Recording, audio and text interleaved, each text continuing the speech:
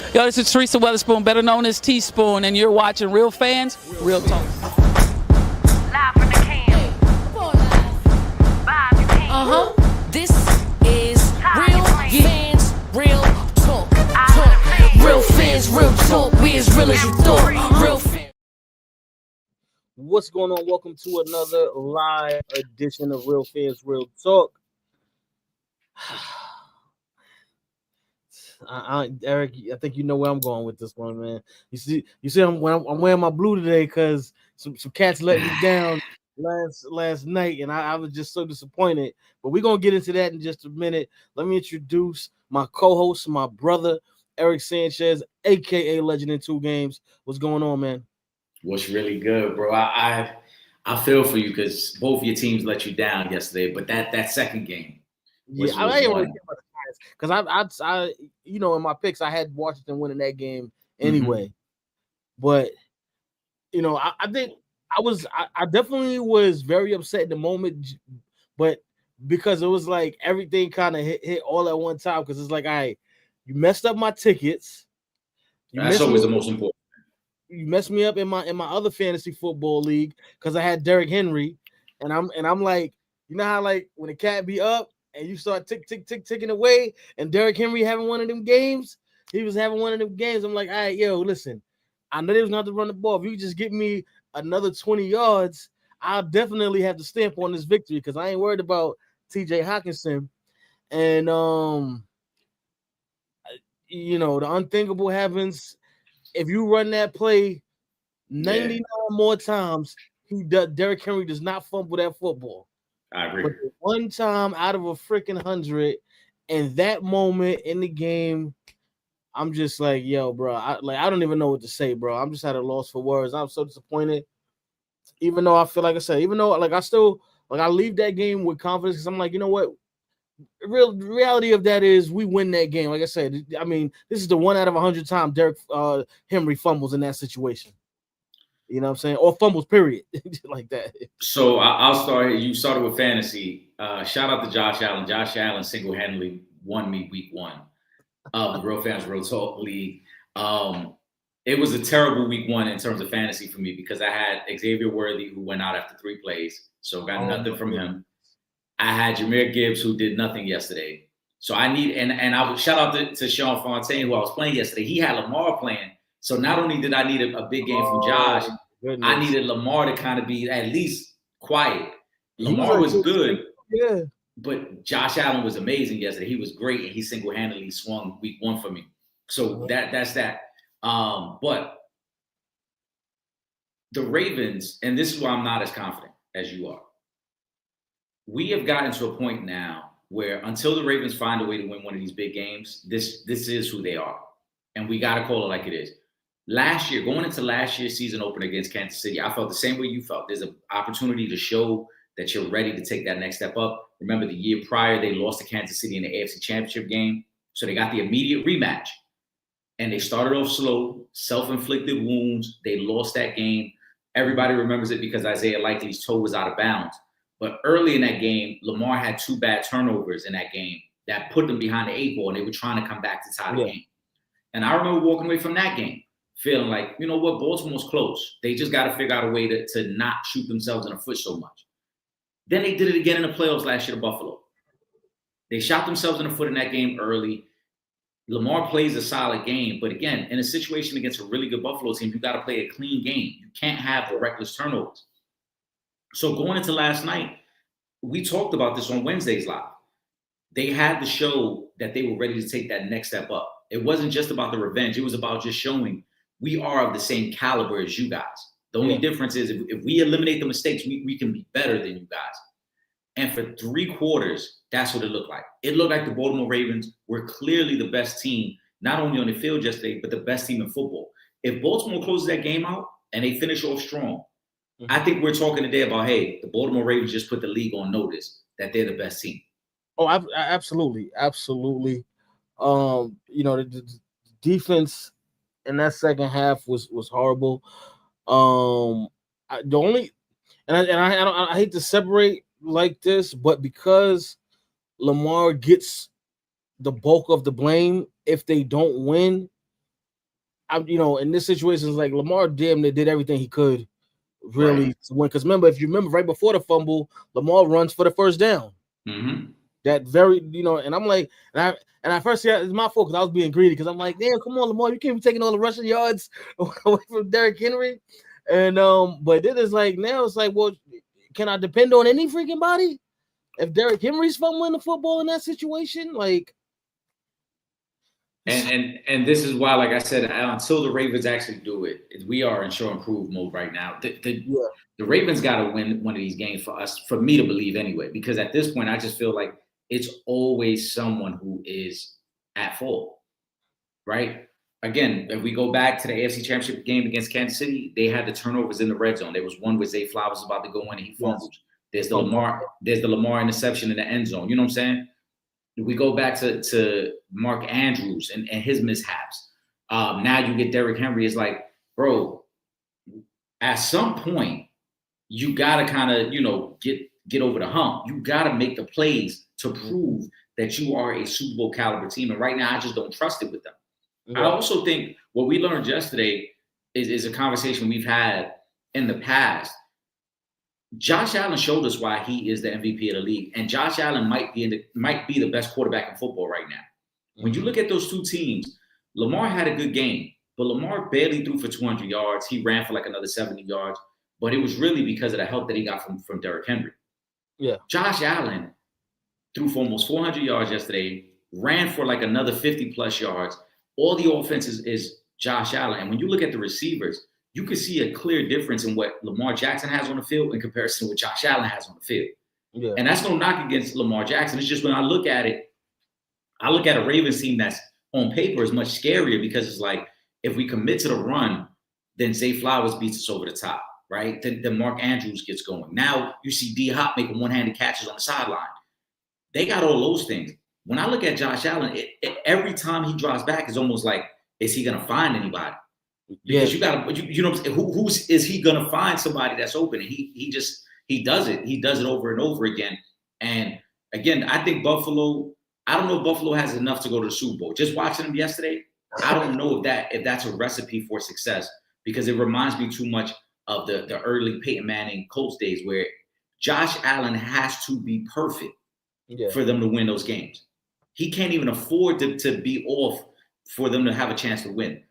For the Ravens, not just the fumble, not just them finding another way to lose. Shout out to Will Gordon.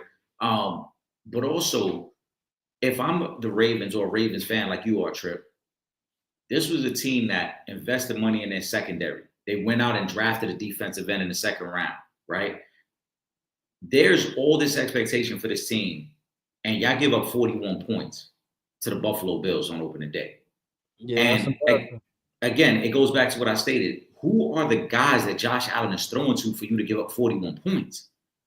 Like, you can't tell me about all this redemption and revenge, and we so mad about last year, and you let Josh Allen and put up 41 points on you and come back from 15 points twice in this game.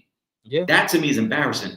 Coach Harbaugh's got to do better. The Ravens got to do better as a team. And again, until they show it to me, I'm not believing that they Super Bowl contenders. And I'm not trying to have a hot take. I've seen them lose too many of these games over the last 3 years to fully buy into them being a Super Bowl contender. Yeah, listen, I can't say nothing to the opposite of that. They got to show and prove. Shout out to Ron Charles. Ron says Cowboys lose to Eagles and CeeDee Lamb with 4 drops. I mean, I think it was a foregone conclusion that the Cowboys was always going to lose to the Eagles in that game. So that wasn't really a big surprise. And then when you added on the fact that, they, traded Micah Parsons, a couple of days before, I don't think anybody except for Cowboy homers thought that the Cowboys were going to win this game. Now, it may have, I'm not going to say it probably definitely messed up a lot of people's tickets once was Jalen Carter gets ejected out of that game because he's talking about, arguably the best defensive tackle in football, and that changes a lot on that defensive line if he's not in the game. So, because I thought that the Eagles would cover the spread, but then once I saw that happen, I'm like, oh, it's going to be, a little bit closer than everybody thinks this game is going to be. And they're actually in a position to still win this game if CeeDee Lamb doesn't drop that pass downfield from Dak Prescott. We may even be looking at a different outcome to this game. The drops were critical in this game. To me, I pointed at two things that I think were more impactful. The fumble by Miles Sanders at a point when the Cowboys were kind of moving the ball up and down the field, and then that leads to that thunderstorm delay, which I think the thunderstorm delay hurt more than anything because that's not a normal routine that you go through where now you go back to the locker room for an hour and then you got to get started up again. Yep. You know what I'm saying? Body going again. Yeah. And so I know some people were saying, oh, the drops are because he didn't play in the preseason. And yeah, maybe so. But I just think that time, like when you step away from the field and you allow your body to calm down and the adrenaline to calm down, and then now kind of get yourself worked back up, that's an unnatural situation for all these players. And I think you saw it from both sides. First half, we had 41 points on the board. Second half, we had 3 points on the board. And then, again, that 3 points came on the Eagles' first possession. The Cowboys fumbled with the Miles Sanders midway through the third. And then the rest of the game was 3-and-out. Like, neither team was able to get their rhythm or momentum after that. So I think that was a big part of that. For the Cowboys, though, I don't know what to make of this game for them. Because, yes, I did agree with them trading Micah Parsons, but I didn't expect them to beat Philadelphia. And I don't know if they even hang in this game if Jalen Carter's not in the game. If you look at what they did early on with the running game with Javonte Williams, that was a product of the fact that Jalen Carter was not in the middle of that defensive line. If he's there and he's on the field and he's clogging up all that space in the middle, I don't think the Cowboys run the ball the way they do, and I don't think they get off to the quick start the way they did in that game. So I'll be interested to see how much of what the Cowboys did translates and transfers over to that next game. I know they're not playing the Eagles next. They get the Giants. They'll be able to do some things against the Giants. But I want to see if they can still keep that same rhythm because I think a lot of that was a cause because Jalen Carter was not on the field. Yeah. Let's talk about it. Jalen Carter ejected for spitting on Dak Prescott. It just can't happen. Granted, I mean, you don't never want this to happen. It shouldn't happen, period. Luckily for you guys, this is the first game of the season, and you still get the W. But this is something that can't happen. Complete immaturity on Jalen Carter's behalf. He's definitely going to have to do better because you could have cost your team a division game right there. And you know how important these division games come when we get later in the season, when we're looking at tiebreakers and division leads and things like that. So if you're Jalen Carter, you just got to do better. There's no excuse for doing what you did. It's happened now, so I think it's just a situation where it's like, all right, apologize, move on, and don't ever let some stupidness like that happen again. Yeah. I thought it was disgusting. I thought it was really whack of Jalen Carter to do that. I don't care. There's nothing unless something wild disrespectful was said by Dak or something took place before the game that we didn't see. You spitting on that man as y'all trash talking, like that shit was whack to me. I hope he doesn't get suspended, but I wouldn't be surprised if the league does suspend him because again, that happened on a nationally televised game to start the season. Mm-hmm. That isn't the type of publicity that you want as the NFL. I think the NFL was already a little upset with the Eagles anyway because the Eagles were not out on the field for the banner ceremony. That was a team decision. They said, we're not going to watch the banner go up because we want to focus on this year. We don't want to get caught up on celebrating last year. So I think the NFL was already a little salty about that because you prepared the celebration for the team that now says they don't want to take part in it. But then to have Jalen Carter do that before the game starts, just adding on. Will Gordon says, I had 3 parlays going, and all 3 had Carter getting to the quarterback. Yep. But yeah, that's what I'm saying. The parlays definitely took a hit on that because, he's a huge difference maker for the Eagles defense. And to not have him on the field, it's possible you could have cost the Eagles that game. Him, just him. Mhm. He's that much of a difference maker that you could potentially have cost the Eagles the game.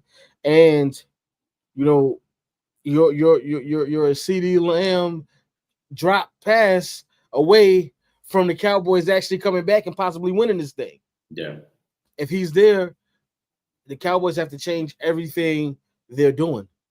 I think again the early success the Cowboys had is directly tied to Jalen Carter not being on the field, because I don't think Javonte Williams would have been able to run the ball the way he did if Jalen Carter's there. No, not at all. Difference maker.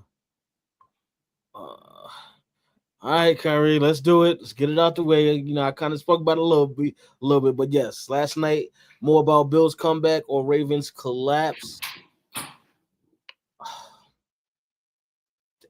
Man, it might be both. To be honest with you, it might be about both of those two things, because again, Eric kind of mentioned this earlier. We have seen this before from the Baltimore Ravens. They are making errors, turnovers, drop passes, all of these things in these big key games, which are the games that is going to have the, this is a Super Bowl contending team. And Eric said that earlier. So we have the recurrence with Baltimore. They have to get over themselves. Obviously the worst part of that was the Derrick Henry fumble, because that is a situation where it's like, all right, if that play does not happen, Baltimore wins this game, and we're not even having this conversation right now, because Eric, as you know, winning brushes all that other stuff out of the way. If Derrick Henry runs that football, doesn't fumble, they're able to run out the clock, and Baltimore gets the win. What are we talking about here? Because when we come in now, we're going to say the Ravens are who they said they were. They're a legitimate Super Bowl contender. They can beat you in different ways. Derrick Henry had a monster of a game outside of that, that one play. And then on the other side of that, yeah, it is also about the Bills' comeback, because they just kept fighting. Josh Allen kept finding no-name receiver after no-name receiver after no-name receiver, and they kept moving the football. James Cook contributed as he did last season, had a very solid game for the Buffalo Bills. But the reality of the situation is, outside of James Cook, I really don't know these guys like that. The rest of the receiving corps. Dalton Kincaid, the tight end is all right, but he's not somebody. I don't think anybody had him in his top 5 tight ends. I don't even know if anybody had him in the top 10 at the tight end position. I can't really say. I just know who he is because he's been around for a little while. But the rest of these receivers, and I'm saying this respectfully because it's a lot of younger guys. They have a younger receiving core, but Josh Allen found guys after time after time after time, and they did not quit. The offense was clicking, and they are able to come back and get the win. You got to tip your hat to those guys.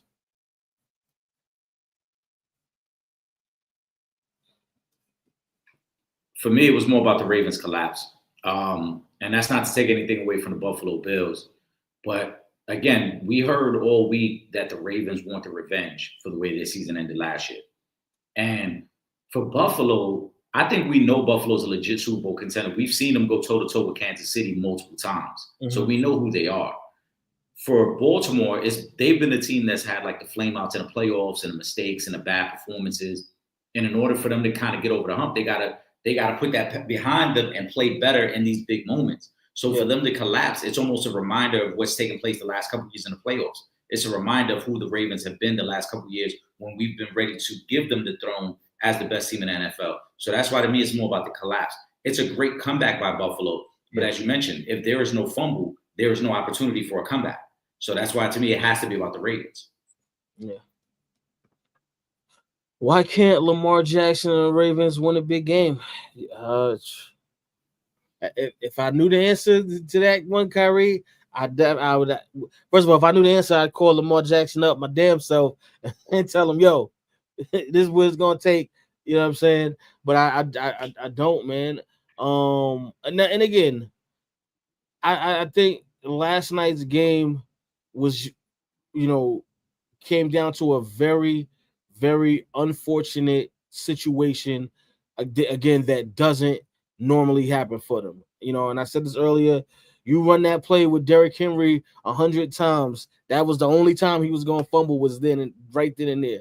It's just not like this is something. It's not like this is. You know, you remember Tiki Barber used to have problems with the way he was holding the football and he fumbled a lot. Derrick Henry does not fumble the football like that.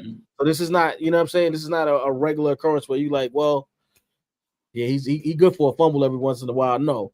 So, you know, this is something that was unfortunate, a fluke kind of a situation that cost him the game. But because I still got to give Buffalo their credit, if you don't put yourself in a position where you're letting these guys keep running up the field on you and putting up points to continue to come back in this game, it don't even matter if Derrick Henry fumbles in that situation because you're too far ahead for you to even care.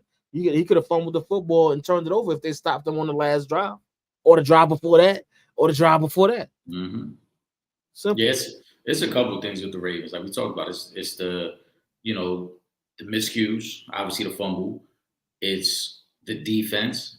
You know, even looking at the box score this morning, it's like there was no quarter going into the fourth quarter where the Bills scored more than 7 points. Yeah. And then for whatever reason in the fourth, you let them score 22 points. So for whatever reason, either the Ravens defense let up, they got tired. Possibly they got tired first game of the season, or just a genuine collapse. I don't want to hear that. No, I don't want to hear that either. Now, is that a real thing? Yes, it's a real thing because a lot of these teams don't play preseason football. So the conditioning is a little different. You might be in game shape, but you might not be ready to be out there for 50 to 60 snaps. Yeah. You know what I'm saying? You might, your body starts cramping up, your body, you know, different situations. And then it's a primetime game. So the routine and the warm-up is a little different to start the season.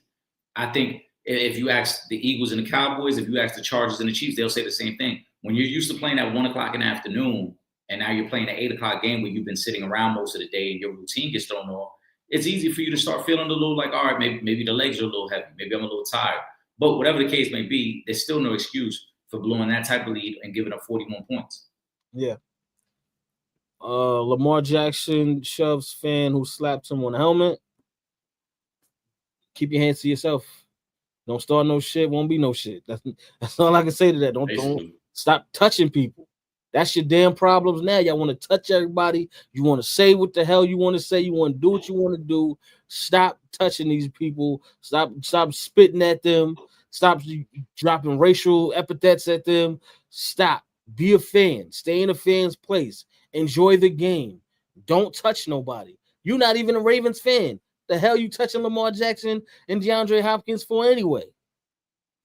That's your problem. Y'all want to be, you feel like because you sit that close, you're a part of the game. You're not a part of the game.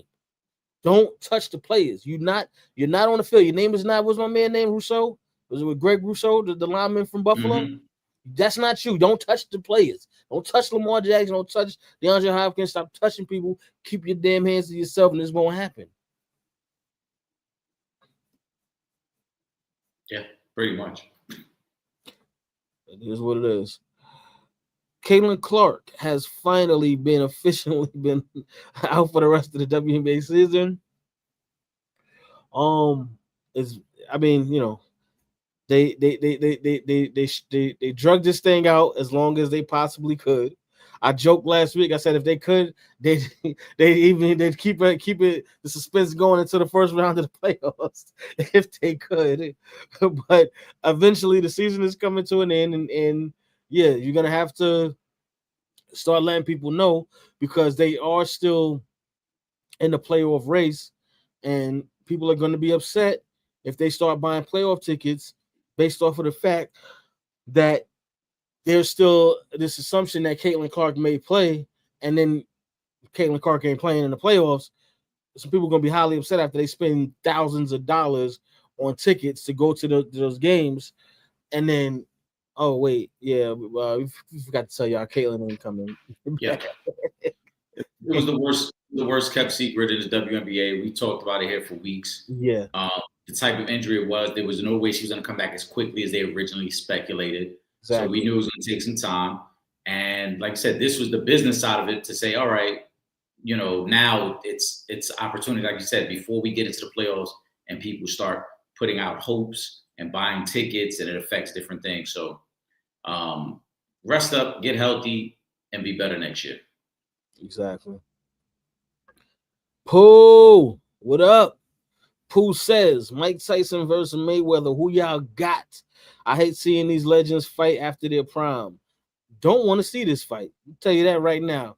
This is the dumbest cash grab I have ever seen in my damn life. This I didn't think you could top Jake Paul versus Mike Tyson, but y'all went and topped Jake Paul versus Mike Tyson. I don't even think the fight's gonna happen. I hope it don't happen, because this like now, this is ridiculous, bro. I don't think the fight's gonna happen. Mike Tyson got serious health issues. Remember, they postponed the first time he was supposed to fight Jake Paul. Yeah. I don't think there's a boxing commission that's gonna approve this fight. So I think it's like you said, it's a cash grab. It's a great way to draw attention. But don't be surprised if this fight never happens, because I just can't see any doctor or boxing commission approving this fight, knowing Mike Tyson has legitimate health issues. And they already, when they made the announcement, they said it was going to be an exhibition. So if it is truly an exhibition, then all it is a glorified sparring match. Yeah, they'll have headgear on, right? They'll have headgear on. It'll be in a big ring with bigger gloves. Nobody is approving this fight. Like I said, it's too much. It's too many factors in for any real boxing commission to approve it. You know what I start thinking about? Like, when I see these fights happen, these BS cash grab fights happen, I start thinking about Rocky versus Hulk Hogan. Was Rocky 3? I think that was when he fought Hulk Hogan, and Hulk Hogan is trying to body slam him in the ring. This is what I think of, because this is a joke. They're not gonna fight. I hope it doesn't happen, but if that was to get sanctioned, it's like, come on, man. Like, y'all this is why people feel like boxing is a dying sport, because y'all got to do stupid nonsense like this. I get that part of it, Trip, right? But I think we got to put everything in its proper context. I don't want to see the fight. If it's a true exhibition, that's all it is. It's an exhibition. It's not like belts are on the line. This isn't for any ranking. This is no different than if two NBA legends decided to go on the court and play one-on-one for exhibition on YouTube. I never want to see a heavyweight fight or middleweight. I get that, but if tomorrow, hold on, but let me ask you a question. But if tomorrow Overtime Elite say, yo, we're gonna have a one-on-one game between Tim Duncan, I don't want to use Tim Duncan, I'm trying to use somebody flashier. But let's say they said that Kevin Garnett and Tracy McGrady gonna play a one-on-one game to 11. Is it real NBA? No, it's not real NBA. But would you tune in just because it's legends? Probably. Yeah. So it's the same thing. But they're not kicking the shiznick out of each other. And neither will these two. I promise you, it's going to be a glorified exhibition. You're right. It's going to be a glorified exhibition. That's all it's going to be. Right. When Mike Tyson fought Jake Paul, did he take any punishment? No, but yeah. So how could Floyd Mayweather punish him? I don't think Floyd Mayweather. Right, that's what I'm saying. Mike Tyson, but I feel like if Mike Tyson caught Floyd with one of them power punches, because he still got some power, he's not gonna catch him. But I think it's just a joke, and I'm over it already, bro. I'm gonna tell you right now, and it's not a popular opinion, just because of what he means to the culture. Mike Tyson might be the most overrated heavyweight ever. Mike Tyson has no quality wins under his belt, but we glorify Mike Tyson because of what he meant to the culture at his peak. Who's the best fighter Mike Tyson ever beat? Let me know. Comment section. Let me know. Yeah, y'all gonna have to do your homework on that one. I'd have to look at the none. I mean, unless we're gonna say Leon Spinks when he first won a title, but Leon Spinks was already in his 30s at that point. Mike Tyson was the young boy. Leon Spinks was 20 or 19, something like that. 19, 20. Yeah, but Mike was great for the culture because what he represented. But in terms of being a fighter, he wasn't a great heavyweight. He lost to Lewis. He lost to Evander Holyfield. Any big name fighter that he fought, he lost to them. Now, that was post prison, because I believe those fights came after he got. Well, I mean, even prior to prison, again, there's no Hall of Famers on his resume. Well, who were the Hall of Famers at the time that he? None. He came up when the heavyweight division was in a transitional phase. Larry Holmes was old and leaving the sport. Leon Spinks was the champ. Leon Spinks was in a dominant heavyweight. Mike took over at a time when it was void of true heavyweights. Now he loses obviously in Tokyo to Buster Douglas, and you know, we know what's going on with that one. Right. But I'm saying it creates the spiral and the downfall of Mike Tyson's career. But then when he came back, again, we're talking about a situation where he could not beat the elite fighter. So you look at his resume, and again, I'm not knocking what Mike meant to the culture. But if we're talking just the sport, this is why, and I'm saying this to say, oh yeah, does Mike have power? Yeah. Mike ain't catching Floyd Mayweather. You telling me the greatest defensive fighter that we've seen of our generation over the last 50 years, whose skills are still sharper now than Mike's are now. He's not catching him. If he couldn't catch Jake Paul, he's not catching Floyd Mayweather. No, because Floyd is gonna run around the ring. Floyd is just gonna box him to death. Floyd's gonna keep a distance and box him to death. And like I said, and that's also why they label it as an exhibition, because they're gonna be wearing headgear and they're gonna be wearing like 16-ounce gloves. So it's gonna be like a pillow fight, pretty much. Yeah. Mike will gas out as any man who's almost damn near 60 years old in the ring would. He'll gas out, and then Floyd will just be able to do his song and dance in the ring, and that'll be it. So is it a joke? Yeah, if they try to label it like it's a legit fight, yes, it's a joke. Absolutely, it's a joke. But if you're telling me it's an exhibition, it's no different. Like I said, if Kevin Garnett got on the field tomorrow and said, "Yo, I'm playing Tracy McGrady to a game of 11," it's no different. They're not going crazy at each other. They're gonna go out there. They're gonna try to compete a little bit, and then they're just gonna make fun of it. Kevin Garnett gonna go crazy because that's as crazy as he could go, but at some point you still gonna gas out. You still going. Oh yeah. That's what I'm saying. Like you still gonna he'll be solid for like the first 5 or 6 buckets. After that, it's gonna be a lot of heavy breathing. It's gonna be a lot of slow it down. It's gonna be let's relax. So it ain't much gonna happen. All right, so let's talk about the other elephant in the room, Jake Paul versus Tank Davis now, because here we've been asking and we've been saying we're tired of you fighting Boxcar Charlie. Fight a real boxer. You're definitely fighting a real boxer with Tank Davis. Now, my only problem is we still are not able to walk away from this fight and have a legitimate assessment on where Jake Paul actually is as a fighter, because you're not fighting someone in your weight class. So I still can't even look at this as a real fight, even though it might be, go on their records, but I can't look at this as anything more than just an exhibition, because you're not fighting at the same weight class. And you're not trying to fight at the same weight class. No, I agree with that. But I in this case, I think I'm more critical of Tank Davis than I am Jake Paul. What's up? So I'll wait to see who's actually on the fight card, because I think Jake Paul is just using this as an opportunity to promote MVP promotions and whatever fighter he has that night. It's the same thing he did when he fought Mike Tyson. Everybody made a big stink about it, but really the real gem of the night was Amanda Serrano. Right, yes. It was really to promote and give her the platform, and it was the most views that they had ever seen, and all 3 of their fights have broken all types of records. But I'm more critical of Tank Davis because weeks prior to this, Tank Davis had thrown out the tweet that he was retiring from the sport of boxing, and a couple weeks prior to that, he canceled the fight against Jeremy Roach, who deserves a rematch. Tank Davis has gone on multiple platforms when he's talked about his career, and has openly said, I'm not in this for belts. I'm in this for the money. I'm in it to make the biggest fights possible. And I respect that. And if you look, Tank Davis is a pay-per-view star without actually being a champion. He is not no unified champion. He is not he's not a major champion of any of the major belts. And he has never chased that. He's let it be known, I'm in it for the money. Cool.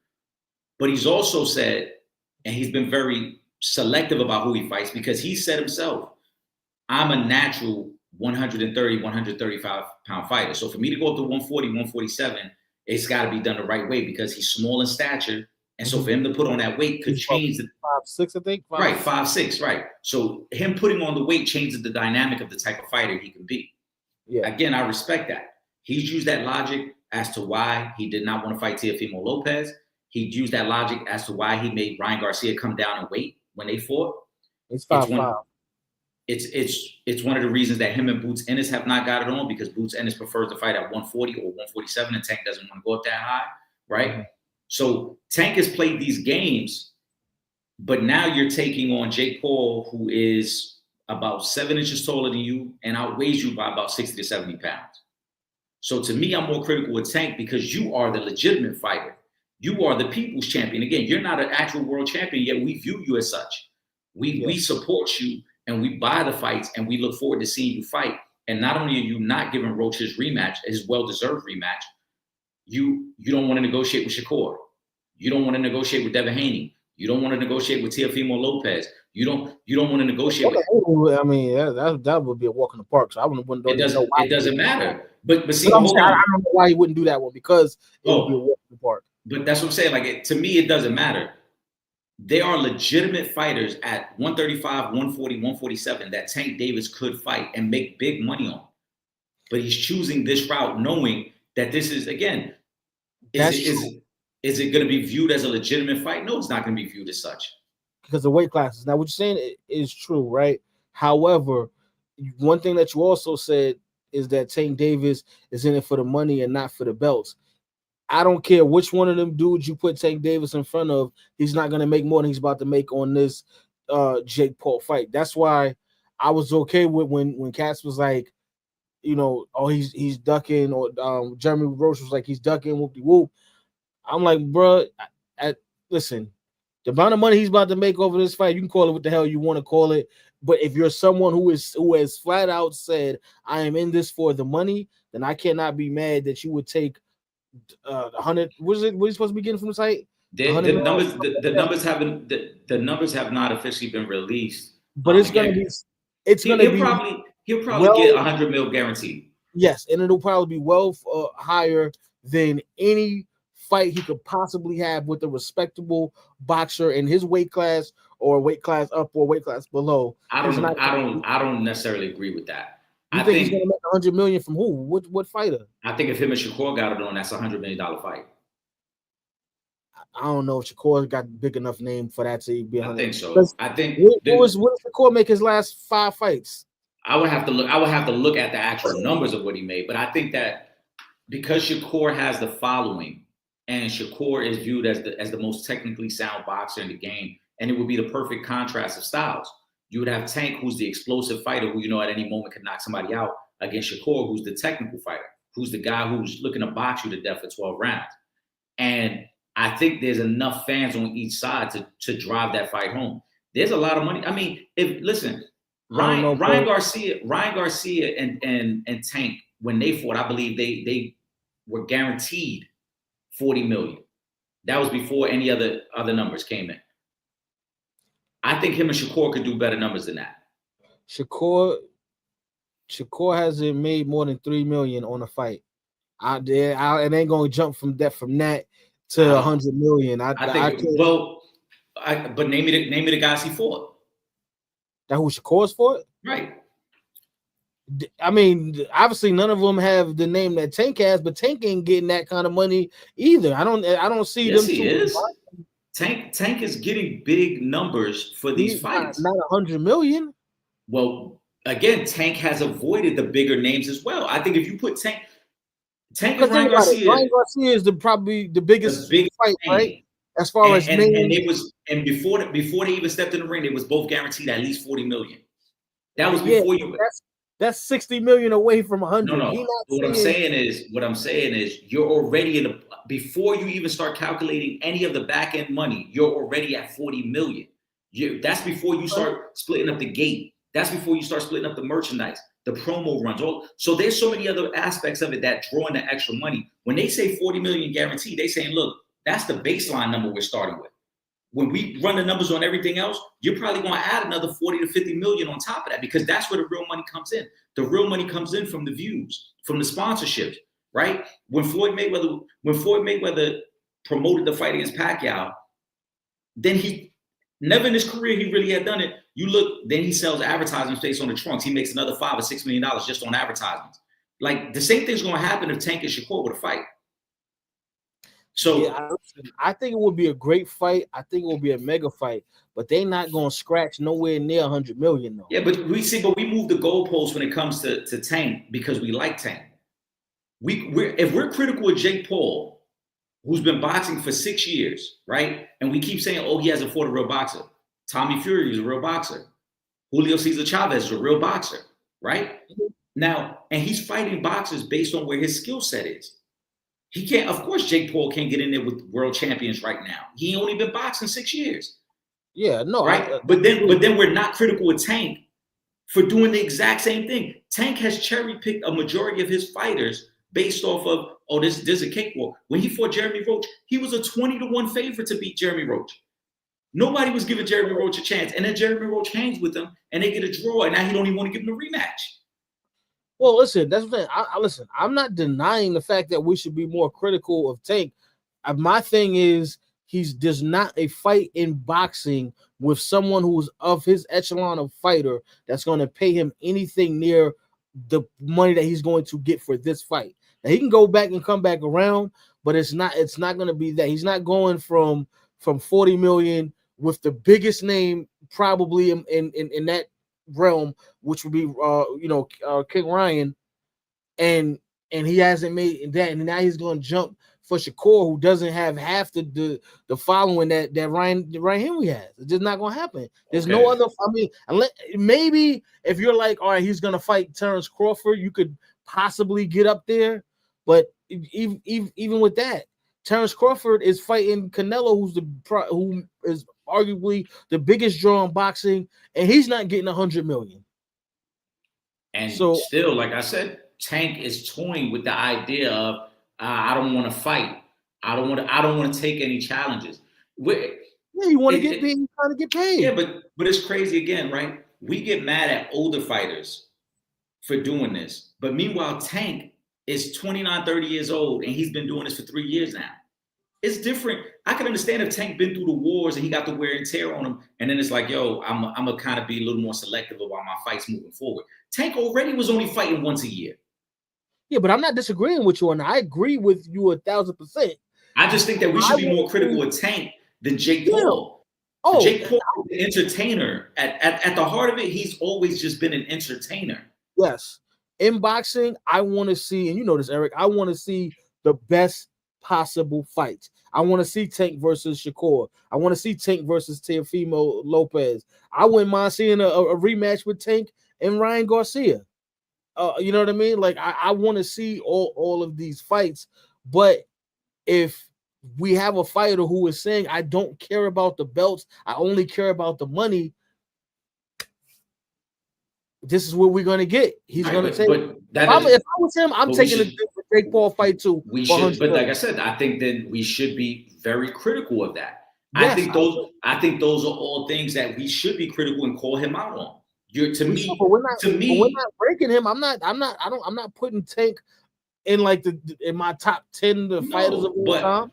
We started this convo centered around what Jake Paul hasn't done, right? We started off by saying, "Oh, Jake Paul, he hasn't fought real boxers." I don't agree with that. I think Jake Paul has fought competition that's up to the level where he's at.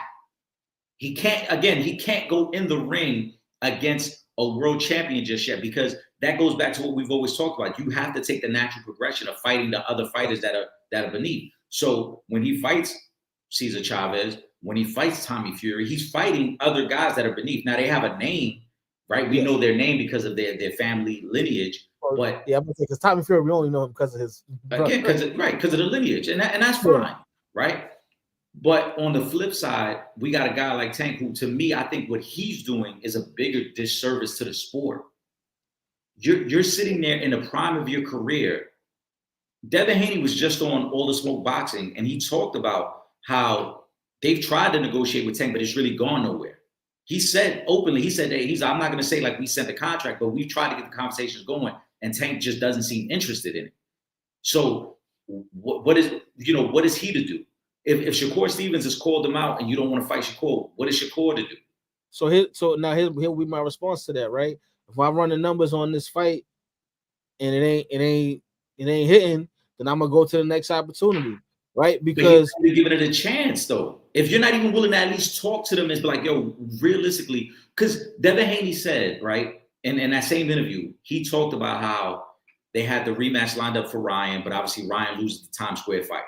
Yes. So then they circled back and they started looking at other opponents that they could fight. They were trying to make the fight with Teofimo Lopez, but Teofimo Lopez is going up in weight, so they couldn't make that fight happen. In all those instances, Devin Haney said the baseline number we were starting with was about 20 million because the Sheik was willing to put up money for two big names at that lightweight division to go at it. Devin Haney and whoever else. Obviously, they wanted it to be Haney and Garcia at a rematch. That couldn't happen, so they were exploring other options. In that conversation, Devin Haney states, we've reached out to Tank a couple of times. He won't even start the convo with us. So, like, don't nobody want to see that now after you got your ass whipped by Ryan Garcia, whether he was on something or not. But nobody want to see Devin Haney fight. Nobody wanted to see the Roach fight. Yeah.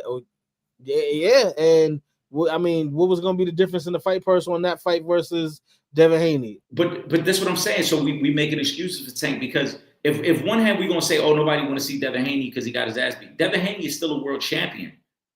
Devin Haney is still one of the top ranked lightweights in the world. Yeah. Roach was not of that stature. No, I just not a fight I want to see either. All right, but Roach gave him a good fight, and now you don't even want to give him the rematch. Now, if the roles were reversed and Roach would have got the decision that night, Tank would have wanted an immediate rematch. Of course. So this what I'm saying. Like, to me, Tank is playing with the sport. That's why to me, I'm more critical of Tank, and I'm a huge fan of Tank Davis. But to me, it's a bozo move. You can't fight Jake Paul after you sat for years and said, I don't want to go up to 140 because that just might be too much weight for me to go up to. But now you're willing to fight a guy who naturally fights at 180, 190? Yeah, because the bag is there. I'm not disagreeing with what you're saying. It's a clown move. But I've just been saying this whole time. I agree with everything you're saying. But if it's coming from a fighter who has told you that he is for the money, then this is what you're going to get. It's just nothing you're going to do about it. He told you he don't care about the belts. He cares about the money. So yes, I'm going to take $100 million and go fight Jake Paul versus step in the ring with Haney, Shakur, Roach, whoever the hell else who's not going to pay me nowhere near what I'm going to get because I've told y'all I'm about the money. It's a bozo move. I agree. So then, like I said, then we got to be, to me, we got to be even more critical of Tank than we would Jake Paul. Because Jake Paul came into the game as an entertainer. Yeah. So, again, if we're going to be critical of Jake Paul, then let's have that same criticism. Yo, what you're doing, Tank, is a bozo move. We can sit here and criticize Floyd and Tyson for talking about doing an exhibition at their age, right? Yeah, but that's because I'm more concerned for health reasons. Okay, but at their age, that's what you would do. This is a money grab, right? Not when you're in your prime of your career. Right, not when you're in your prime. But again, you walking away from major fights because it's like, oh, I'm not doing that. We're in a different era, though. Remember, what you and I might do for Tank, who's what, 15 years younger than us? That's a different era. That's a different generation. They do things differently. As Will Gordon and I said, it's a different era we dealing with. I mean, like I said, I hate to sound like the guy, get off my lawn. It's just, to me, I think it's whack. But I guess I feel that way because I am a fan of Tank. Yeah, so that's what I'm saying. Like, why are you going down this path? Right. Why are you going down this path? Because we know why he's going down, because it's all about the money. He don't care about nothing else. That's who Tank is. He don't care about nothing but the money. He don't care what you say, none of that stuff. If you paying me this, all right, I'll be there. I can't get this from you, I won't be there. And that's how he just rocking. Yeah. That's the sad part about it. But that's why I was saying earlier, this is why people are going to say boxing is a dying sport, because you have things like this where you have a fighter who is a fan favorite, who is in the prime of his career, who will say, "Man, F all these dudes. That's the real competition. I'm gonna go take this $100 million from Jake Paul. What can we do?" You know what I mean? Ron Charles says, "What statement did the Packers defense make?" They here. We're a notable defense. I believe you and I kind of spoke about them last week. And then now, obviously Micah is going to be incorporated into that defense eventually. But we also spoke about the Detroit Lions offense and how they were one of the, if not, the top offense in football with the weapons that they have with St. Brown and Jameson Williamson getting better year by year, Gibbs, and all those guys in Detroit. And because now you remember, they're without their Pro Bowl defensive tackle. Micah doesn't play. Micah played yesterday. He played, okay. Yeah, they had certain packages in for him. He didn't play the full, No. They had certain, like I said, certain moments in the game, pass rush situations, certain packages, like defensive packages. They didn't move him around as much. I think he only lined up over center one time. Most of the time they let him, split out wide. So there wasn't enough time to implement. Full playbook yet. Right. Right. So you don't have him. You don't have your all-pro cornerback, Jai Alexander anymore because he's playing in Baltimore. And you still come in and you stop a high-powered offense like the Detroit Lions, and we all know what they were able to accomplish last season, winning the division. And they came out and again, this is a division game, so these games are always going to be tougher. They're always going to be closer. But they showed up. I like what I saw from them this week. I still need to see more. Because again, this is a division game, and these are the teams that you know very well. You're very comfortable playing these, the teams within the division. Mm-hmm. But I do think this is something that will be sustained. I like what I saw from them. I liked what I saw from the offense as well. And this is a very big, very quality win for the Green Bay Packers and a great way to start the season. It's a good win for them because obviously the Lions have run that division the last 3 years. So now you kind of send a message. For the Packers, there's high expectations. They were in the playoffs last year. They won 11 games. They were a little hurt. Now they feel like they're healthy, and obviously the addition of Micah gives them a legitimate shot. To start the season, they had the third best odds of winning the NFC. So this was a statement game, but I'm not going to put too much on this game because I think they were emotionally just charged up for this game a little bit more than the Lions were. The Lions did look a little bit out of sorts, and it's not to make excuses, but sometimes you can get one team that's just a little more up for the game than the other team. It might be a little bit more. Right. It might be a little more for them because it's Green Bay at home to start the season against the division champs from the last couple of years. So it was a good game, good win for the Packers. It'll be interesting to see what they look like on Thursday because it's a quick turnaround. And I thought it was a little unfair that they would be scheduled for the 4:00 game on Sunday and then not have to play Thursday.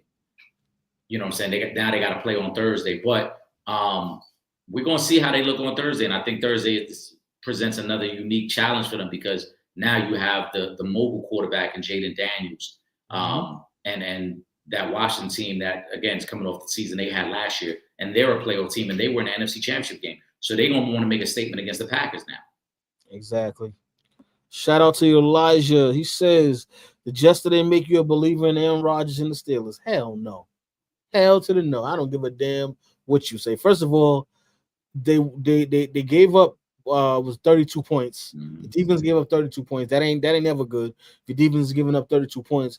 And this was a situation where Aaron Rodgers wanted to make people in the Jets, within the Jets organization, feel like they didn't know what the hell they was doing by not trying to bring Aaron Rodgers back, or whatever the case may be. So he wanted to show out. He played a great game, 4 touchdowns. I haven't seen, I don't know if you have, Eric, but I haven't seen that Aaron Rodgers since he left Green Bay. Okay, no. I haven't seen that in the years, which is why the whole I'm gonna get back against the Jets is kind of stupid because it's like, bruh, you had every opportunity in the world. You just got injured the first year in the first game of the season, didn't get to play at all, and y'all was in there stinking up the joint this past season. So there's no reason for no, you know what I mean? It's not like you got benched for some guy. No, you were bad when you were on the field, and half the time you weren't even on the field because you were injured. So no, and on top of that, it's the Jets. Like, had you ran the numbers up like this, had 4 touchdowns on the Eagles or the Bills, you know what I mean? Like, it might be make me a little bit more of a believer. Say, oh, maybe he still got a little bit left in the tank, but no, I don't believe in the Steelers. I think this is a game where they were playing the Jets, and you gave up 32 points to a Jets offense that had been sorry because you were part of it this whole past season. So no, you did not say anything. Let me see where you guys are about week 6. Then we can revisit this conversation. I'm not impressed by it because you have to keep in mind so all the points you made, but also Mike Tomlin's a Hall of Fame coach. They've had months to prepare for this game. So to me, that whole game was scripted in terms of the way they wanted to attack the New York Jets, right? Most times you go into a game and you script like the first 15, 20 plays. They probably had 40 or 50 plays scripted out knowing. Because again, you got a month to prepare. So you've been watching a lot of film. You've been watching a lot of what Aaron Glenn likes to do as defensive coordinator. And you come into the game. Those guys last season. Right. So you understand certain things about that defense that most outsiders aren't paying attention to. So I don't put too much stock in it.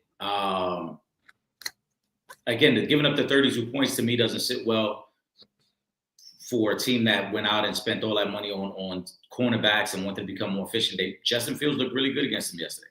Yeah. Let's speak, Elijah. Let's see what the Steelers look like in about 3 weeks, and let's see how much we believe in them then. How far can Fields take the Jets this season? He can take them up the turnpike right into New York City. I was about to say 7 wins, maybe. Yeah, he take them right to Times Square. That's about as far as he's gonna get. He got an Uber XL. Yeah. I mean, I don't even know. This question, Elijah, unless you're a Jets fan, Buffalo's clearly the best team in the division. Now, the Jets maybe have an outside shot of being a second-place team because Miami looked like trash yesterday. The Patriots looked bad, and they lost yesterday. So maybe the Jets get to 7 or 8 wins, and they're the second-place team. But that's really about as far as they're going to go. You're not making the playoffs or winning any playoff game with Justin Fields. There's a reason why Justin Fields is on his 3rd team already. You're not getting to that next level. Yeah. Yeah. And then you said so, and then next week is going to be a test because I want to. Elijah says, "Are the Packers the biggest threat to the Eagles in the NFC?" Again, Eric, you mentioned the opponent from next week, who may also be the biggest competition for the Philadelphia Eagles, and that's Washington, right? You go, you on especially on a short week. If you're Green Bay and you go and beat Washington, who you mentioned were in the NFC Championship game, then I'll say, yeah, you might be the biggest threat to the Philadelphia Eagles because now we would have you coming off of beating a very good Detroit Lions team, maintaining that offense. Then you go and you would now on a short week beat Washington, who were in the NFC Championship game a season ago. I think, yeah, especially because now you got to think too, the more games that get played, the more Micah Parsons is going to get acclimated to this Green Bay Packers defense, and that's going to make them even better. Jordan Love, I think, is a very good quarterback. He doesn't have the legit number 1 wide receiver, but he does have a bunch of good receivers. The problem with the receivers is they just can't seem to stay healthy. If they can stay healthy, Green Bay can be a hell of a problem for anybody in the NFC. But again, I want to wait until let's check this Washington game first. Let's see how that goes. And because I'm gonna say the winner of that game is probably going to be the biggest threat to the Philadelphia Eagles. Yeah, I think if the Packers win this game, I mean, it's an amazing start to go 2-0 against two playoff teams from last year, and do it again with a quick turnaround, having a Thursday game after a Sunday afternoon game. I don't want to put them in that conversation as the biggest threat just yet because they played twice last year, and the Eagles, they handled them both times. So we got to see in their next matchup how things might be different. And for right now, again, I still think it's Detroit's division until, if we get to week 8, week 9, and Green Bay's running away with the division, then it's something different. But I think Detroit's going to be fine long term. It's just too much talent on that team for me to believe that they're just going to fall apart. You don't go from a team that won 14 games to now you're just going to bottom out and fall apart. They'll figure it out. They're a veteran-laden team. Packers are very, very good. I just don't put them as the biggest threat yet. G Suave says Dwight Howard was inducted into the Naismith Hall of Fame. Just talk about Dwight's impact because we forgot how good he was in a 5 or 6 year stretch. Before I do that, let me just say this. Next Monday, we're gonna have an Indiana Hall of Famer, another basketball legend, Cheryl Cook will be joining us next Monday evening at 7 o'clock. So y'all get ready for that one. Y'all do your homework now. I know Imani, shout out to Imani. She told me she was already doing the homework. I seen a comment down there too. But yeah, we got another basketball legend joining us. We're gonna talk a little bit about her story, and we're gonna talk WNBA playoffs because by the time she gets here, we'll be the WNBA playoffs will just be getting started. So again, be ready for next week. We got another big guest that's gonna be rocking with us. Now back to Dwight Howard. First and foremost, congratulations to Dwight Howard.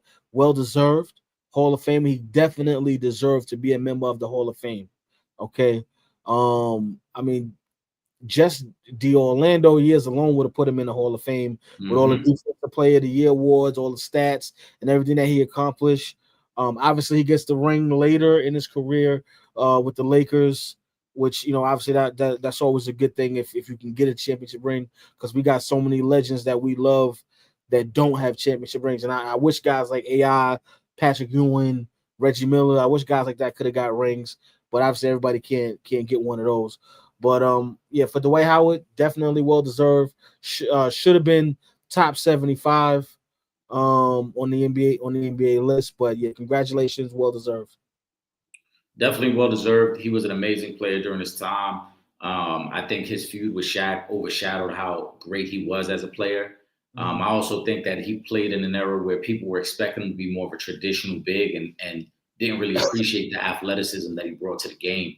From the center position, but ultimately, like I said, well deserved and a great player during his time. Multiple time Defense Player of the Year. I believe he had 2 top 5 MVP finishes as well in his career. And like you said, the Orlando days were great. He was still really good during the first Laker run. He was still really good during the Houston run. And then again, the way he was perceived by people in the media kind of shifted the way the rest of his career went after Houston. But and a great contributor to the Lakers championship as well. Yeah, and let's be clear, Dwight Howard is actually a big part of the reason that the Lakers win that championship. Absolutely, because Dwight Howard is the only person that not the only person. I'll say outside of Joel Embiid is the only person that I've seen make Jokic look normal during that playoff series they had. In the bubble for them to get to the championship game. Dwight Howard was the only person that I saw have Jokic looking not like a 3-time MVP, NBA champion, Finals MVP, all of those things. Yeah. So big shout out to Dwight Howard. Eric, who is the USA national team's men's GOAT? Is it Durant or is it Melo? I lean more towards Melo. I know Durant got the scoring record, but I lean more towards Melo just because of his impact during the Redeem team. Yeah, I'd probably say Melo. I know Kevin Durant has the points now, but you play long enough, you will. But yeah, Olympic Melo was definitely a thing. So I'm gonna go with Melo as well. Maybe I might have a little bias, but I'm still gonna go with Melo. Right. Hoopballer Scoop was good, my guy. He says Angel Reese suspended for saying her Chicago Sky teammates suck. So the Sky had missed yesterday's Aces first half. She could play in the second half, but rumors is she refused to play.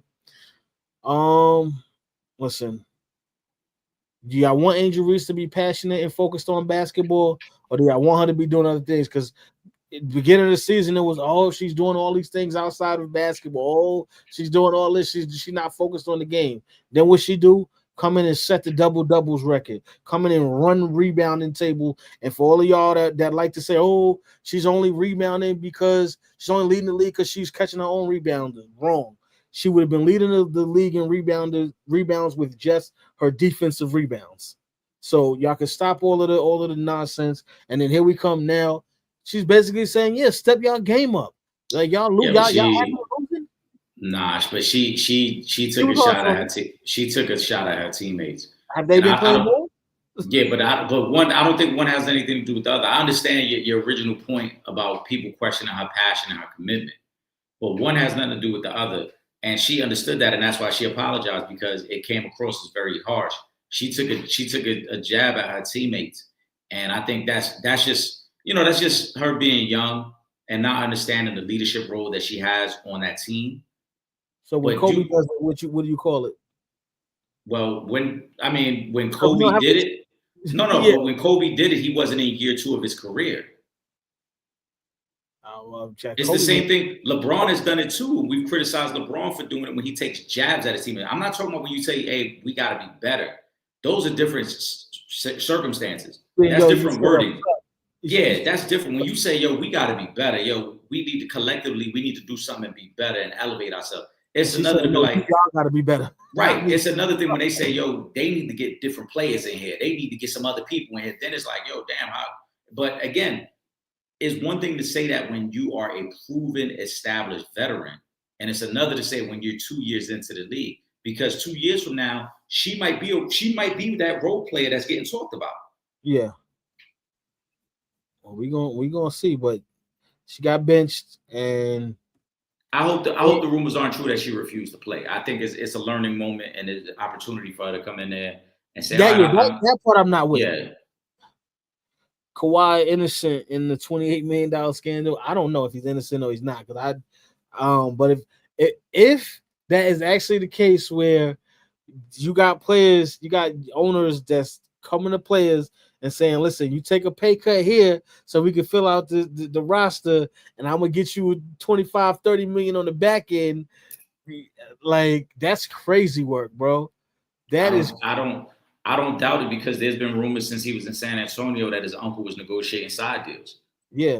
It was one of the reasons why when he wanted out of San Antonio, you know what I'm saying, they made the deal as quickly as they did, because they knew it was going to be no negotiating with Kawhi. His uncle was basically saying, whatever you get Kawhi, I got to get a percentage too. So I would not be surprised if they did tell Steve Ballmer that, yo, you want him to stay here, you're gonna have to make something happen. Yeah. I obviously I'm not gonna condemn you 100% until I see the proof, but because of the situation and who the players are involved, I wouldn't be surprised if that happened. I'm not, but the reason I'm not surprised, and I'm gonna use a cross-sport reference on this. When Juan Soto signed with the Mets, and it's in the article, you can look it up on ESPN, when he talked about that Steve Cohen was already speaking to him about business dealings, that he could make more money away from the game and how to invest his money.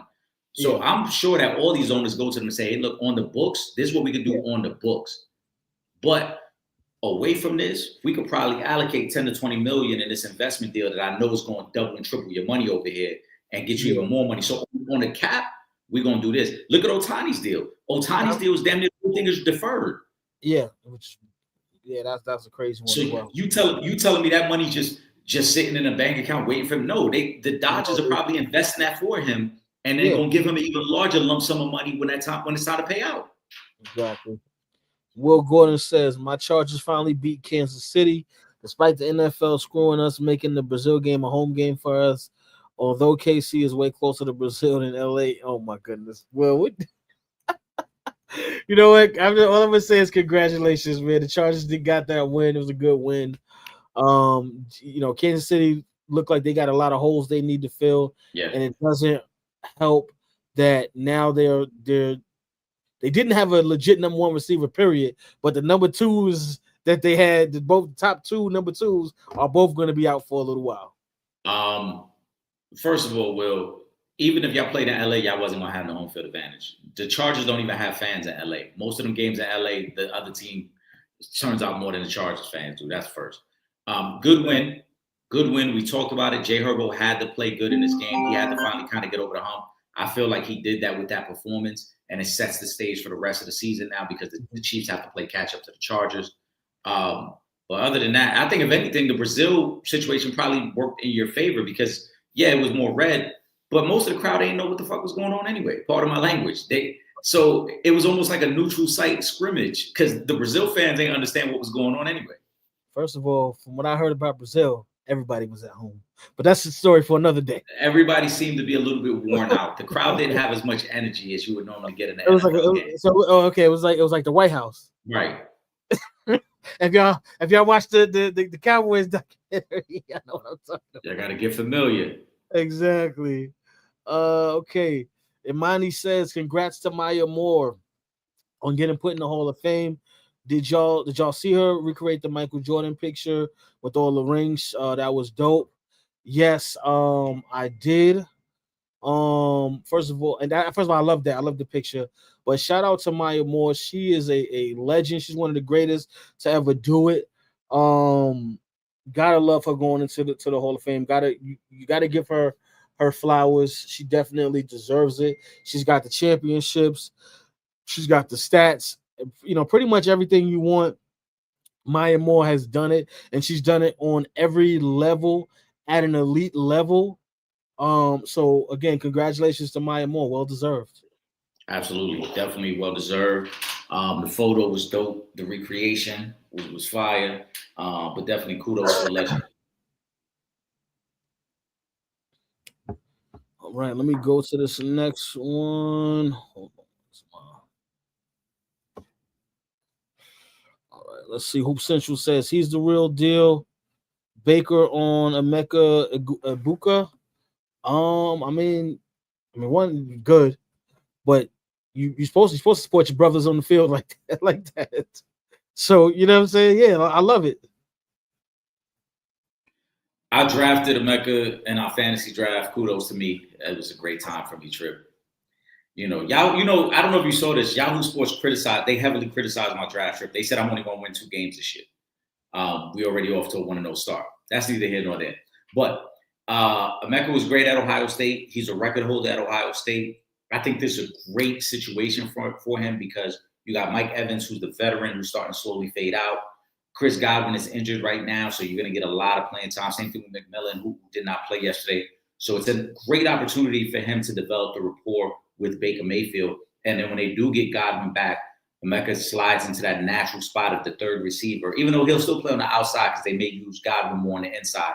But then it becomes more of a natural fit where you have the veterans kind of leading the team, but you have this young kid who's dynamic and can make all the plays. And you saw that yesterday. I thought him and Baker aren't even on the same page yet.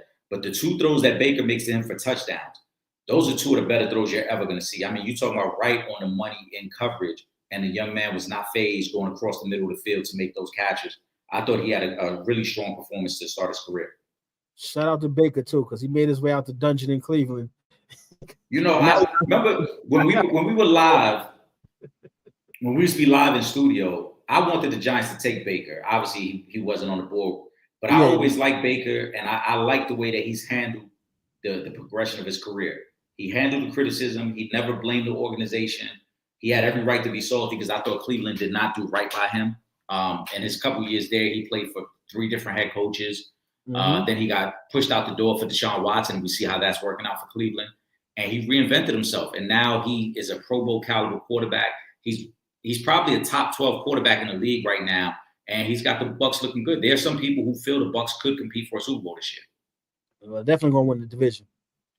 That's for sure. All right, Kyrie says Crawford Canelo fight. Who y'all got? First of all, fight of the year is going down this Saturday evening. I'm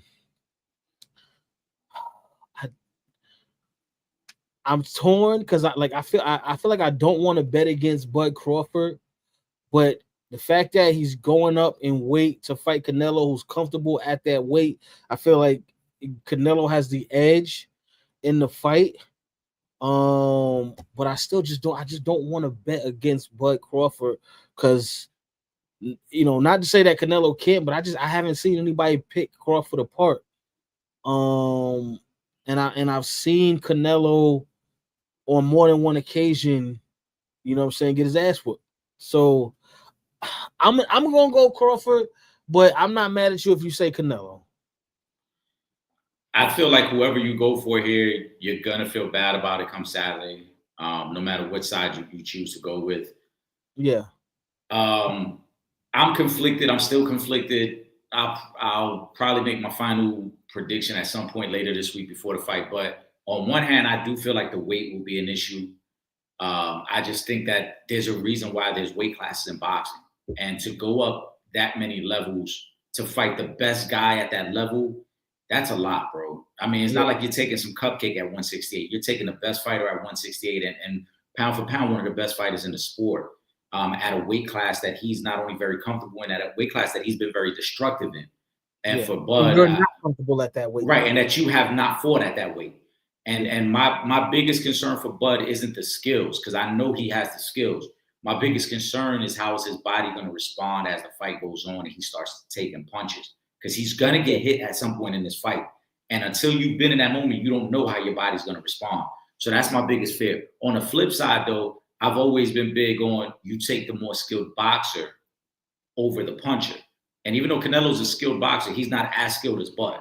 Bud is the prototypical, footwork, jab, set up big time power punches. And I know Bud can do all those things. Again, my concern is just what does his body look like by the 7th round? Yeah, that's why I think we're going to have to go by. It ain't the size of the dog in the fight. It's the size of the fight in the dog. Yeah. And we're going to see who got more fight in them this Saturday night. Get your popcorn ready, ladies and gentlemen. Either way, it's going to be a great fight. I'm going to say this because I know we're going to talk about it on Wednesday too, but it'll be interesting to see if Bud just tries to start off really fast and then pace himself the rest of the fight, because Canelo's known as a slow starter. So if you're Bud, you could go into it and say, look, let's go out and win the first 4 or 5 rounds right away. And then it's going to and then I can just fight off my back foot and make Canelo come to me, as opposed to me having to go to Canelo. Because if he has to go to Canelo, that's where it's going to get dangerous. Yeah. I agree. Hope Central says, salute to the 2008 USA men's team for getting in the Hall of Fame. I mean, you got to love it. Those are all my guys, man. Unfortunately, one member of the squad is no longer with us, so he couldn't be there to get his second, would have been his second induction into the Hall of Fame. Rest in peace, Kobe. But for the rest of the team, again, that whole team, well deserved. USA got embarrassed. We're just gonna flat out say it. Team USA got embarrassed in 2004, which was why we needed the Redeem Team. And they went out there and they did what they were supposed to do. Congratulations, fellas.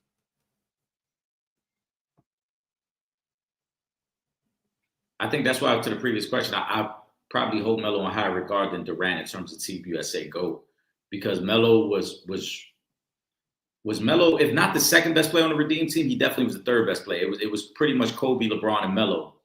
And Melo kind of was a big part of turning things around for the Redeem Team and Team USA. So I think I look at his time with Team USA differently than Durant. All right, let me go to talk about Carmelo Anthony's career overall.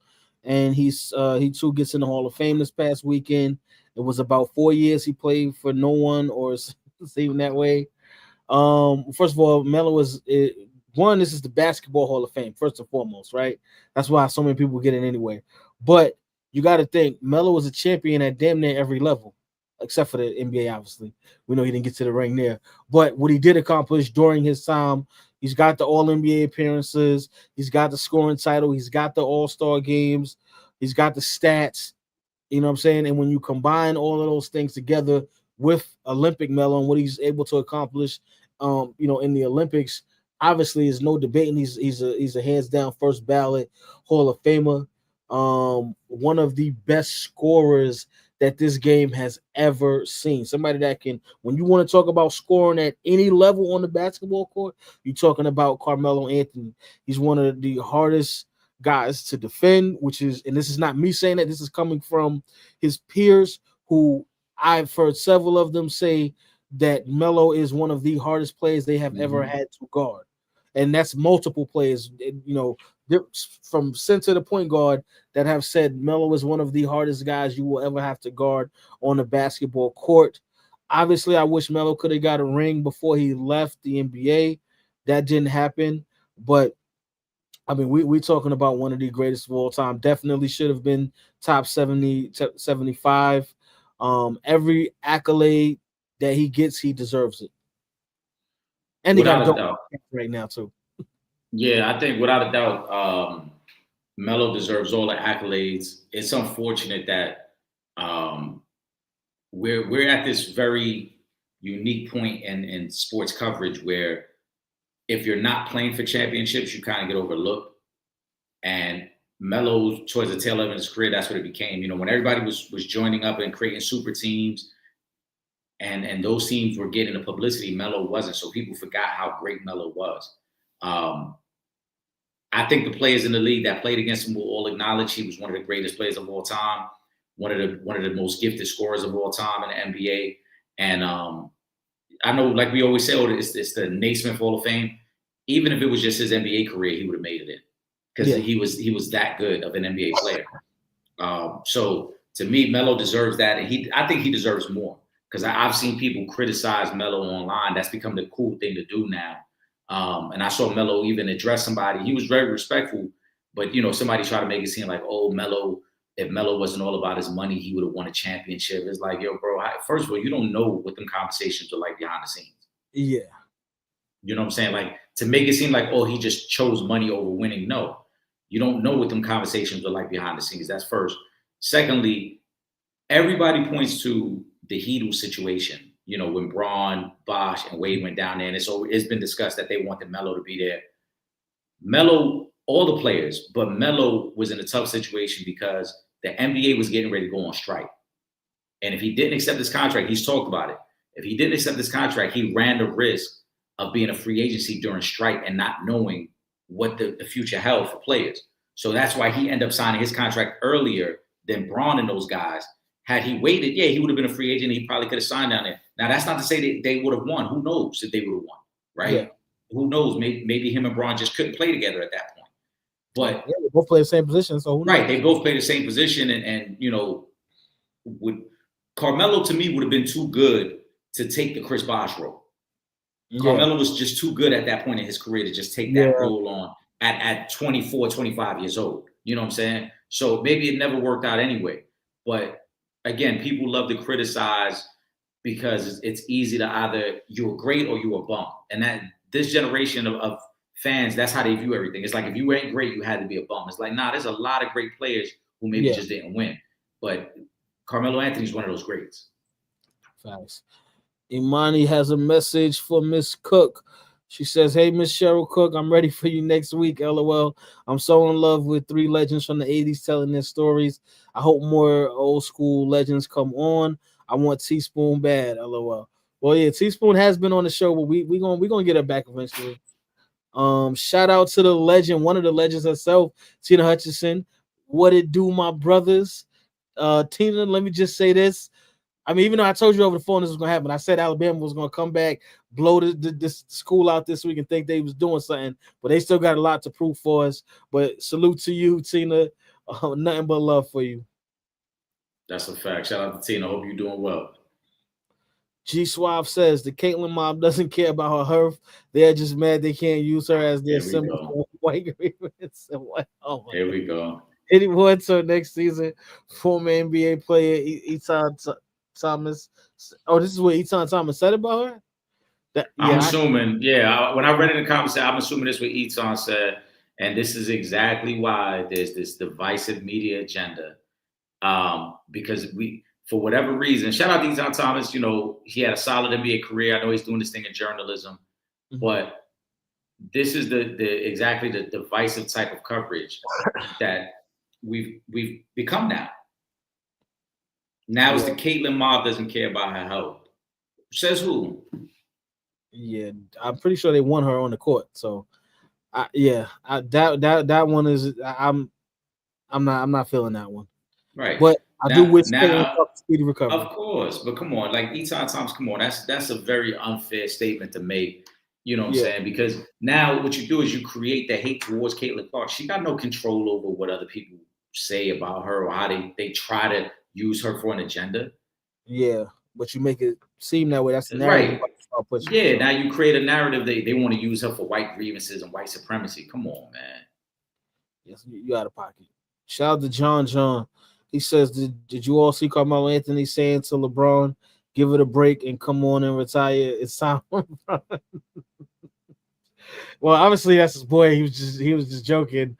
But I mean, listen, if Braun was a top top 50 right now, I'd be like, you know what? Yeah, go ahead and retire, Braun. But the fact that he's still top 10 is like, if you want to play, let him play. Who the hell cares? Why are you mad at him for wanting to stay at his job? When you want to stay at your job and make as much money as possible, when you mad at Braun because he want to stay and play basketball, he's still good at it. Until he's not good, then that's it. I think Melo's on to something though, because we got to be honest, Trip. We know you either die the hero or live long enough to see yourself become the villain.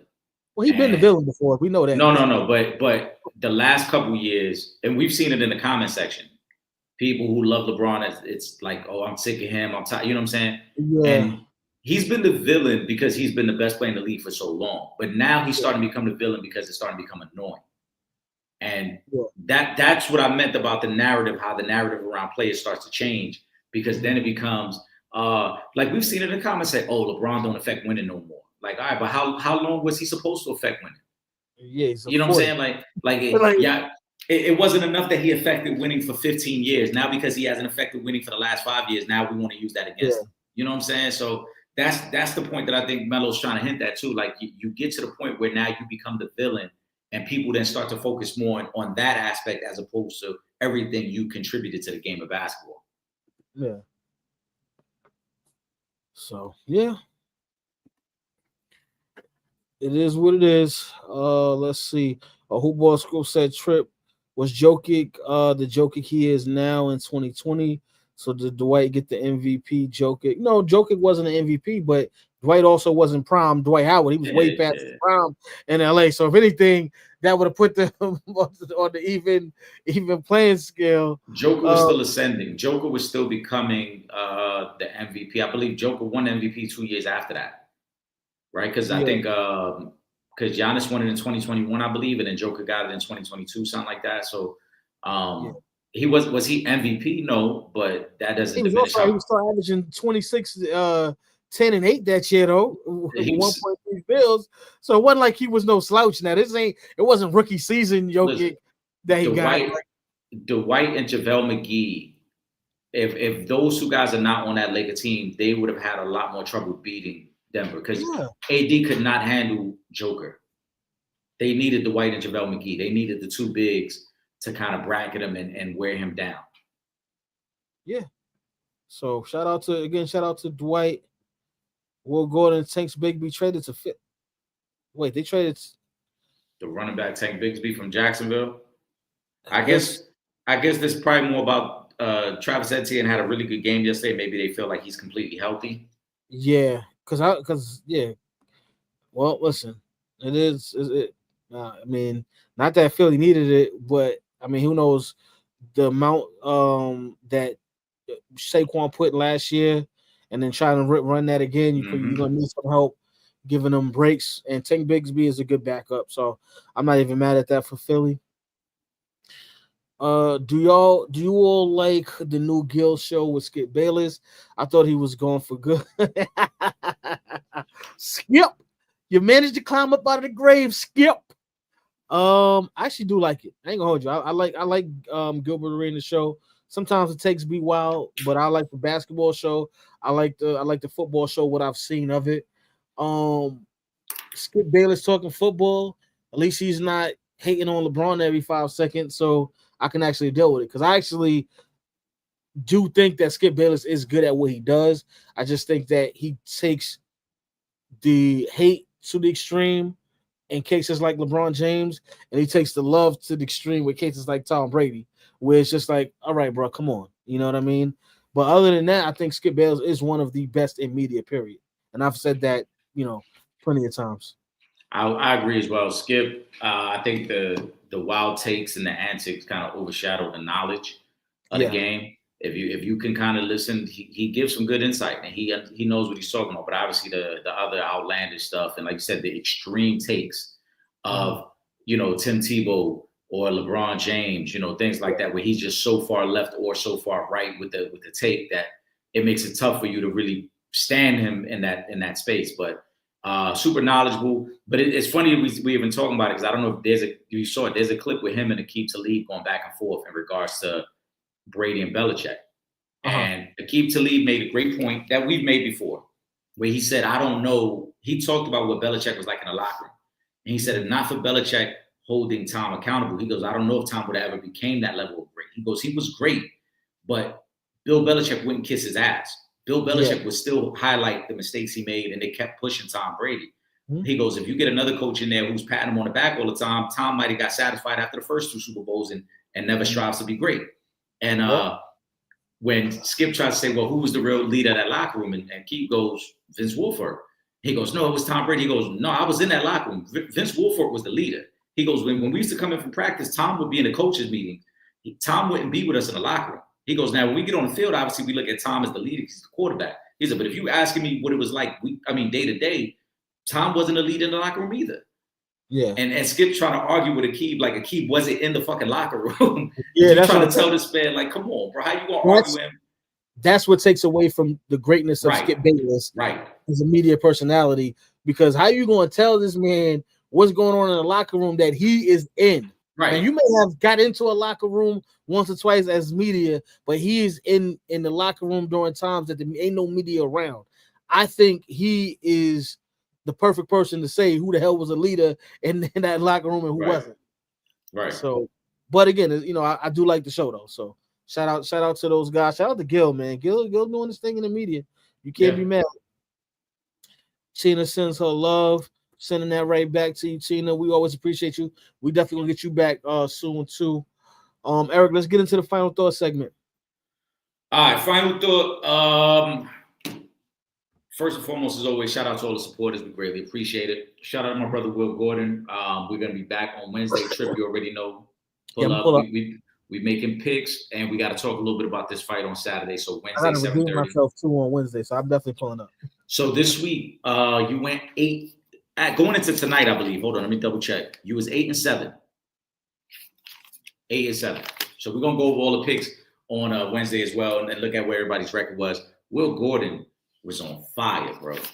Will, I hope you followed your picks. Will, going into tonight, you are 12-3 from week 1. On fire. So I hope you follow those picks and won some money. I know I'm not no 12-3. Nah. You told you was 8-7. You 8-7. You win tonight. If you got the Vikings tonight. I'm the only one that got the Bears tonight. The rest of you guys got the Vikings tonight. So we'll see how that plays out. You guys are looking forward to Wednesday. And I know we didn't get to it because the game just started, but I was gonna give y'all a player prop that I really liked tonight. The player prop was gonna be Aaron Jones. They got his over under on receiving yards at 11.5. I would take the over. He's gone over that number in his last 4 games against the Bears.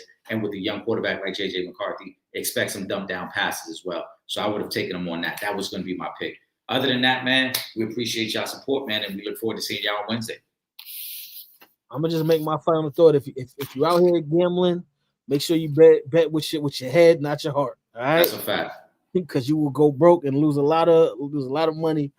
All right. So with that being so, and as always, thank you to all the supporters. We truly appreciate y'all. Y'all motivate us every week to keep this thing going. Y'all keep sending them comments in every week, and we're going to keep doing what we do, and we're going to keep bringing y'all some dope-ass guests, throughout the year, because that's what we do. With that being said, make sure you're following us on all our social media, Instagram, Twitter, @RealFanTalk, Facebook.com/RealFansRealTalk, and, of course, subscribe to that YouTube channel, YouTube.com/ForTheFansProductions. If you're not in New York City and you can't get to us on Verizon 43, 8 to 9 p.m. on Thursday nights. Don't worry, all you got to do is hit that website, realfansrealtalk.com. Click the red button on the homepage, and you can watch from anywhere in the world. And, make sure you subscribe to the two best podcasts moving. That's the Sanchez Show podcast and the Real Fans Real Talk podcast. And y'all be ready for Cheryl Cook, because, again, we got another basketball legend joining us next week. With that being said, for myself, Trip Young, my brother, my co-host, Eric Sanchez, a.k.a. Legend in Two Games, we up out of here. Peace.